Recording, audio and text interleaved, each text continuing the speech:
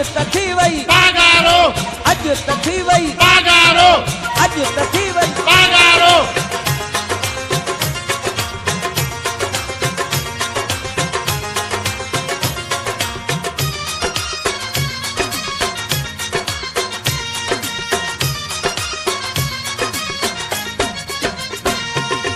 हाणे हिकु ई नारो वा फंक्शन लीक जो वारो वा गैर न साम्हूं अचणो वा मुर्शिद खे ई खटणो वा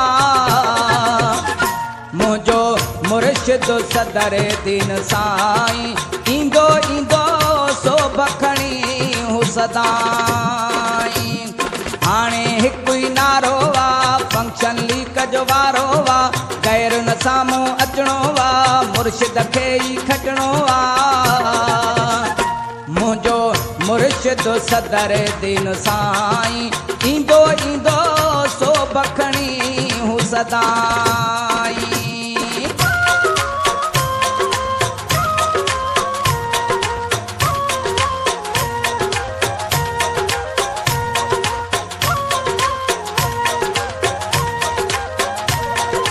तुंहिंजो साईं मुंहिंजो साईं यूनिस साईं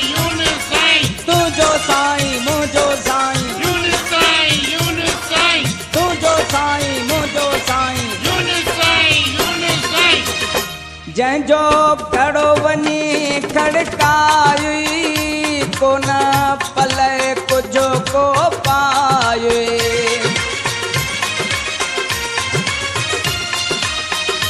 जंहिंजो घड़ो वञी खड़काई कोन पले कुझु को पाई छो तो वरी तंहिंखे आज़माए ईंदो ईंदो सो बखणी हू सदाईं हाणे हिकु ई नारो वा फंक्शन लीक जो वारो वा गैर न साम्हूं अचणो वा मुर्शिद खे ई खटणो वा मुंहिंजो मुर्शिद सदर दीन साईं ईंदो ईंदो सो बखणी हू सदाईं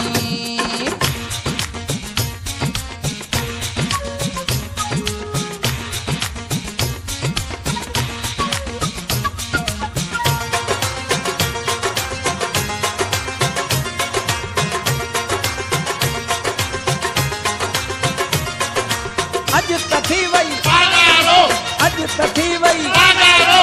अॼु त थी वई बागारो अॼु त थी वई बागारो तूं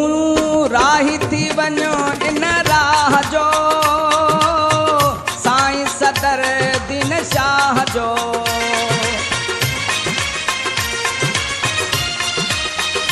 तूं राही थी वञो इन राह जो साईं सदर दीन शाह जो तुंहिंजे गौर करे त कमाए ईंदो ईंदो सो बखणी हू सदाईं हाणे हिकु ई नारो वा फंक्शन लीक जो वारो वा गैर न साम्हूं अचणो वा मुर्शिद खे ई खटणो वा मुंहिंजो मुर्शिद सदर दीन साईं ईंदो ईंदो सो बखणी हू सदाईं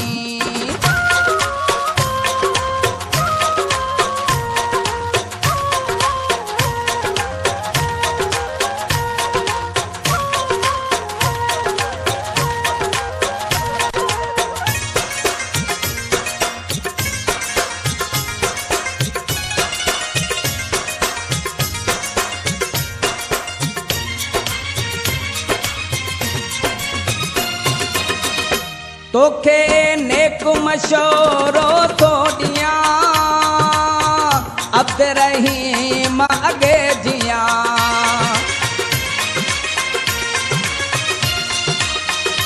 तोखे नेक मशोरो थो ॾियां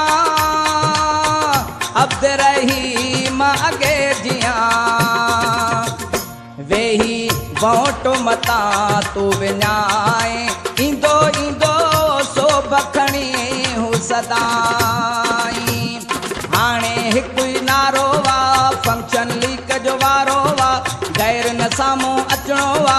मुर्शिद खे ई खटणो आ मुंहिंजो मुर्शिद सदर दीन साईं ईंदो ईंदो सो बखणी हू सदाई हाणे हिकु ई नारो आ फंक्शन लीक जो वारो आ गैर न साम्हूं अचणो आ मुर्शिद खे ई खटणो आ मुंहिंजो मुर्शिद सदर दीन साईं ईंदो ईंदो सो बखणी हू सदा